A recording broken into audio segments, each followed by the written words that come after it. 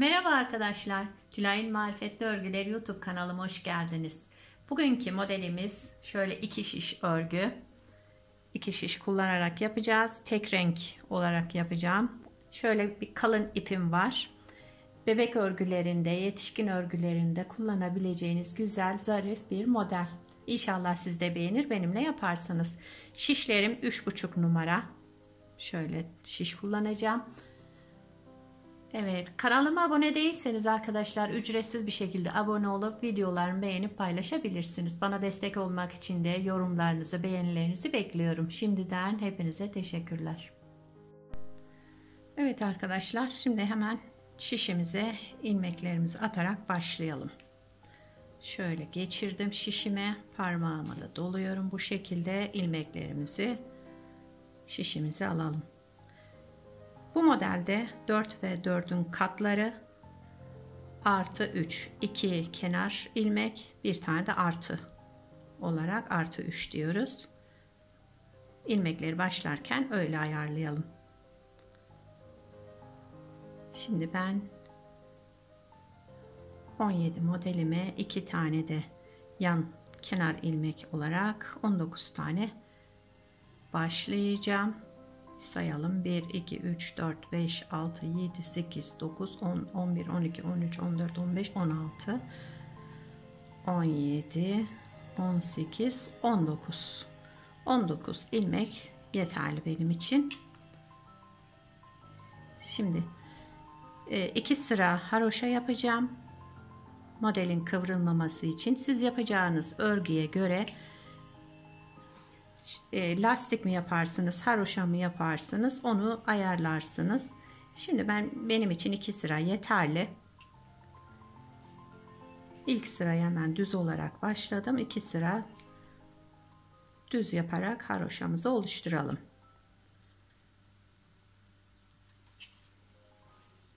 Şöyle model kurulumunda düzgün durması için 2 sıra benim için yeterli. Küçük bir örnek. Ben şöyle açık renk tercih ettim, model daha iyi gözüksün diye. Son ilmeği ben örmeden bırakıyorum. Sıra başında örerek devam ediyorum. Yine düz ördüm. Bu sıramızı da yine düz örgüyle 2 sıra haroşa yapmış oluyoruz. Evet.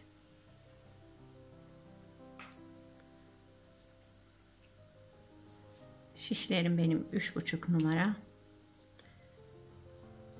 Çorap şişleri kısa olduğu için onu tercih ettim. Kameranın altında örmesi daha kolay oluyor onunla. O yüzden bunlarda da numarası yazmıyor üzerinde. Diğer tarafı çevirdim. Şimdi bir sıra düz, bir sırada ters öreceğiz. Daha sonra modelimizi kuracağız. Düz örgü yapalım. Bu sırayı da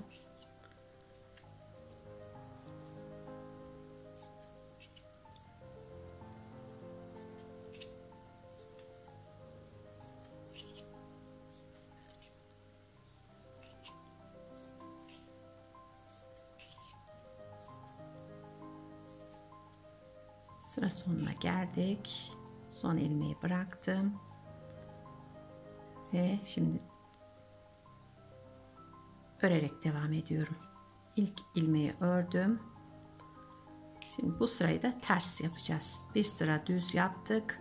Bir sırada ters giderek bu sırayı da tamamlayalım.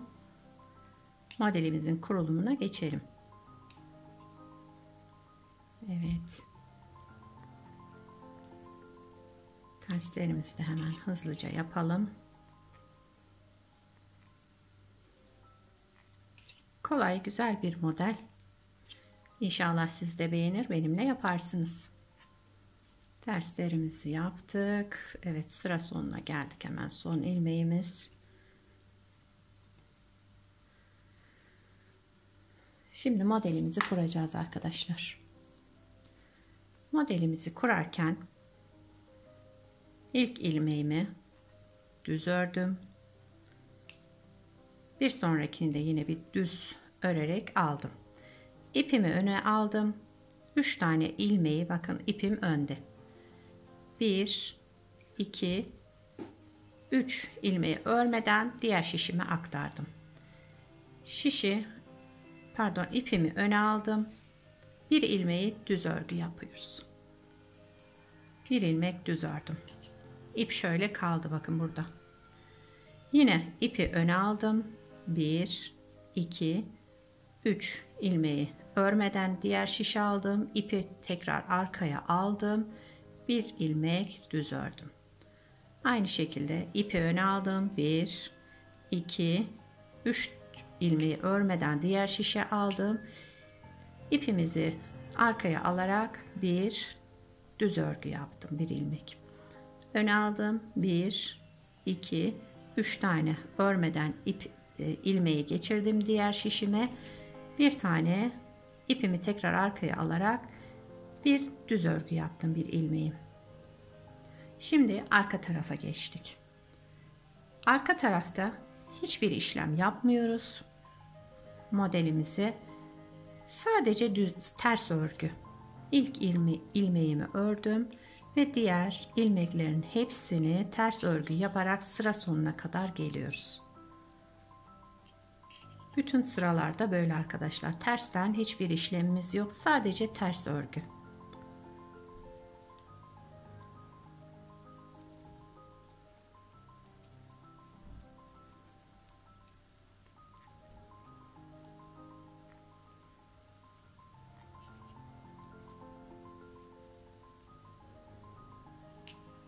Evet, sıra sonuna yaklaştık hemen. Ters ilmeklerimizi bitirdik. Son ilmeğimi de aldım örmeden. Ben genelde böyle alıştım, böyle devam ediyorum. Sizin elinize nasıl yatkınsa şu son ilmekleri o şekilde yaparsınız. Kenar ilmeğimi ördüm. Yine bir sonraki ilmeği düz ördüm. Bakın bir önceki sırada nasıl yapmışsak aynısını yapıyoruz. Düz ördüm, ipimi öne aldım. Yine 3 ilmeği örmeden diğer şişime geçirdim. Şimdi ipimiz bak 2 tane oldu burada. Bir tane düz ördüm. İpi öne aldım. 1 2 3 tane örmeden diğer şişe geçirdim. İpi arkaya aldım. Bir ilmek düz ördüm. İpi öne aldım. 1 2 3 ilmek örmeden diğer şişe geçirdim. İpi arkaya aldım. Bir tane düz ilmek. İpi öne aldım. 1 2 3 tane örmeden diğer şişime geçirdim. Arkaya aldım ipi. Bir tane düz ilmek ördüm. Bu sırayı da bu şekilde tamamladık bakın. Şimdi yine kenar ilmeğimi şöyle bir düz örüyorum. Komple yine ters örgü. Arka sırada örgümüzün tersinde yaptığımız hep ters örgü. Bütün ilmekleri ters olarak sıra sonuna kadar devam edelim.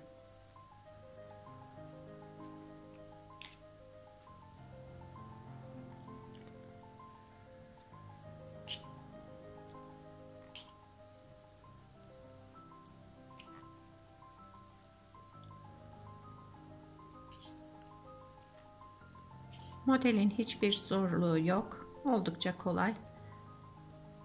Yeni başlayanlar bile kolaylıkla yapabilir. İlmeğimi bıraktım. Son ilmeği. Hemen bir düz örgüyle kenar ilmeğimi ördüm. Sıra başında. Şimdi şuradaki bir tane düz ilmeğimiz vardı. Düz ördüm. Şu arada örmediğimiz 3 tane ilmekler vardı. İlkini yine düz ördüm. Bu şekilde. Ortadaki ilmeğe geldik. Bakın şu 3 ilmek de ortadaki. Ortada örmeden bıraktıklarımız. Birini ördüm. Yani toplamda 3 ilmeğimiz var şişte. Şu bıraktığımız iplerin altından şişimi geçirdim ve sıradaki ilmeğin, bakın hemen ilmeğin içinden geçirdim ve bir tane düz örgü yaptım. Böylelikle topladık. Bıraktığımız ipleri topladık. Modelimiz petek örgü olacak. Şimdi 3 tane düz örgü yapıyoruz. Bir tanesi şu örmeden bıraktığımız ilmeklerden, bir tanesi şu ortadaki düzden, bir de diğer taraftan aldık. Toplamda 3 tane oldu. Ortadaki ilmeğe geldik. Şimdi yine şişimi alttan geçirdim iplerin. Evet. Şuradan geçirdim ve sıradaki ilmeğin içinden de geçirerek şöyle bir düz örgü yaptım. İlmeğimizi düz ördük. 3 tane düz örgü, 1 2 3 ilmek düz ördüm. Şu iplerin altından ipimi geçirdim ve hemen sıradaki ilmeğin de içinden geçirerek bir tane düz örgü. 1 2 3 tane düz ördüm. Bıraktığımız iplerin altından geçirdim ve sıradaki ilmeğin de içinden geçirerek bir tane düz ördüm. 1 2 tane düz ördüm. Şimdi sıra sonunda bakın modelimiz oluşmaya başladı şu şekilde. Arka tarafı çevirdik hemen. Sıra başındaki sıra kenar ilmeğimi ördüm düz. Bu sırayı yine komple ters örgü yapacağız. Örgünün tersinde hepsi ters örgü olarak yapılacak. Hiçbir işlem yapılmayacak. Model kurulumumuz hep önden olacak, düz taraftan.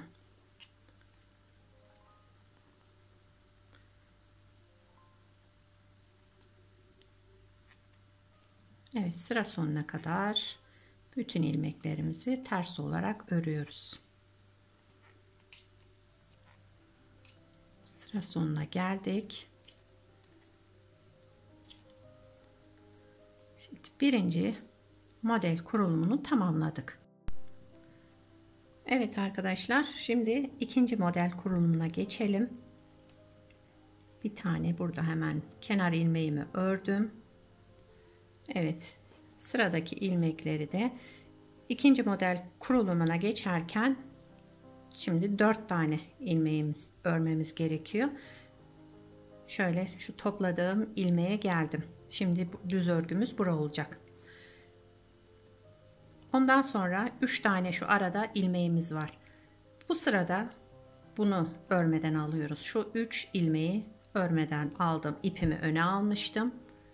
Altta yaptığımızın şimdi çaprazlamasını yapacağız. Modeli kaydırdık. Yine bir tane düz örgü ördüm aradan. İpimi öne aldım. 3 tane örmeden diğer şişime geçirdim. Bir tane düz ördüm. Öne aldım ipimi, 3 tane örmeden diğer şişe geçirdim. İpi arkaya aldım ve bir tane düz ilmek. Bakın model kaymış oldu. Bir öncekinde şurada ipleri almıştık. Şimdi burada ikinci modelde model kaydı. İkinci örnekte bu şekilde yapacağız. Üçüncüde yine birin tekrarını yapacağız. Evet, şimdi 4 tane ilmek kaldı. Yanda yine son bitişimizde de 4 tane ilmeğimiz var. Başta olduğu gibi. Yine arka tarafa geçtik. İlk ilmeğimi düz ördüm ben. Diğer ilmekleri yine ters örerek devam ediyoruz sıra sonuna kadar. Dediğim gibi bütün model kurulumunda terslerde hiçbir işlem yapılmıyor. Sadece düz ters örgü olarak devam ediyoruz. Model kurulumu hep ön yüzde. Modelimizde 3 sırada tamamlanıyor.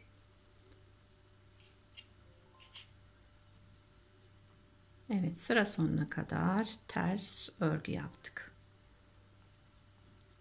Sıra sonuna geldim.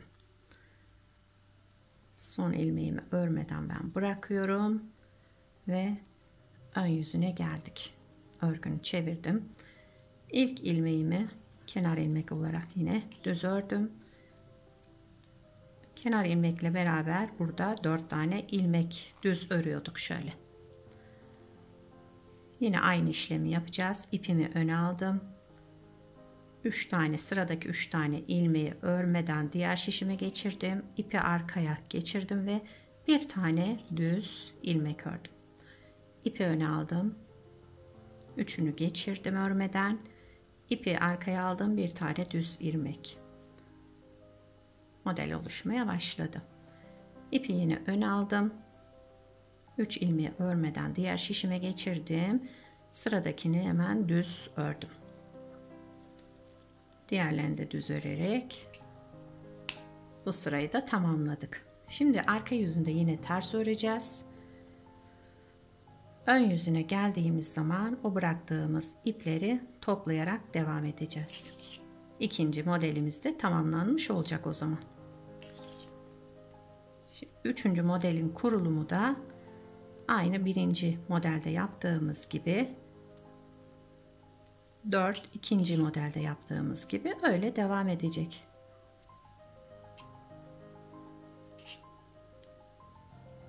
İlmeklerimizin hepsini ters örüyoruz bu sırada yine.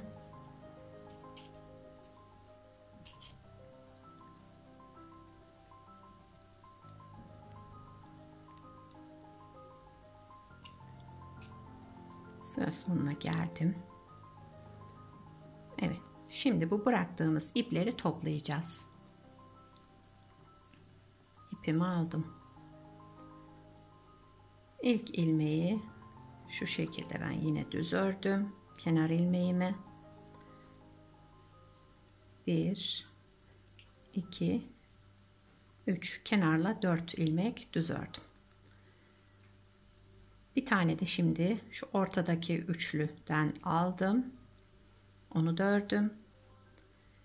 Şişimi bıraktığımız şu iplerin, uzattığımız iplerin altından geçirdim ve sıradaki ilmeğin de içinden geçirerek üçünü bir şöyle bir düz ilmek ördüm. 1 2 3 tane yine düz ördüm. Bakın peteğimiz oluşmaya başladı.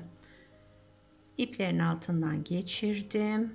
Sonki ilmeğin de içinden geçirdim ve bir tane düz ilmek yaptım. 1 2 3 tane düz ördüm. İplerin altından şişimi geçirdim. Son ilmeğin de içinden geçirdim ve hepsini toplayarak bir düz ilmek ördüm. 1 2 3 4 son ilmekle 5 tane ilmeğimiz kaldı. Peteğimiz oluşmaya başladı. Diğer tarafı da hemen ters örelim. Üçüncü modelinde kurulumunu hemen size bir göstereyim. Bence model anlaşılmıştır. Çünkü hepsi birbirinin tekrarı olacak. Sıra sonuna kadar ters örüyoruz.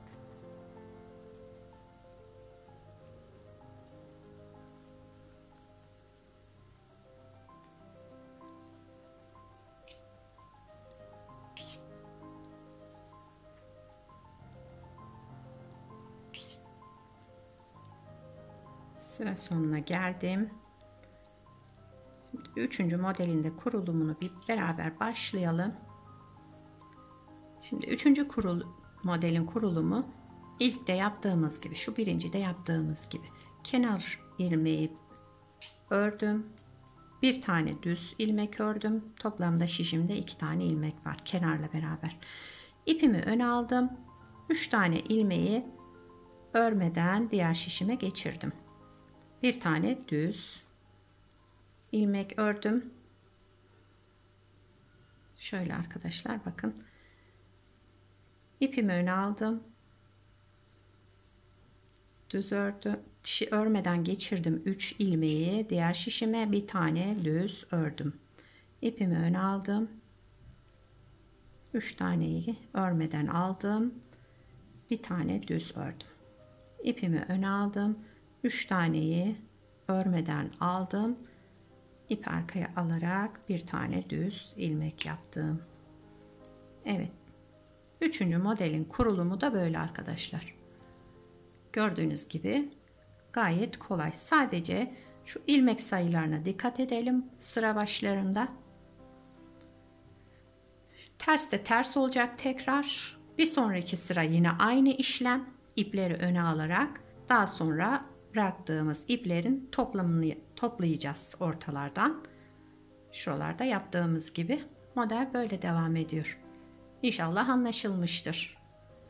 Anlamadığınız yerler olursa videoyu tekrar izleyerek yapabilirsiniz.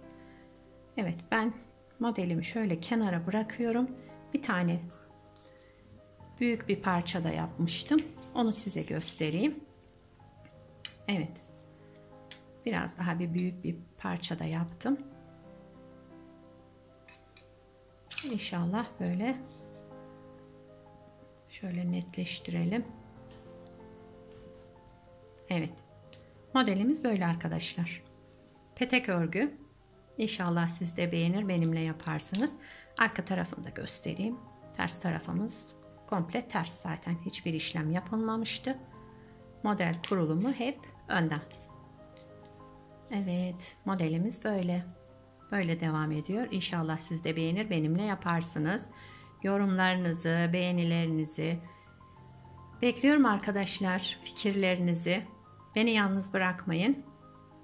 Yapacak olan arkadaşlara kolay gelsin. Bir sonraki videoda görüşmek üzere. Hoşça kalın.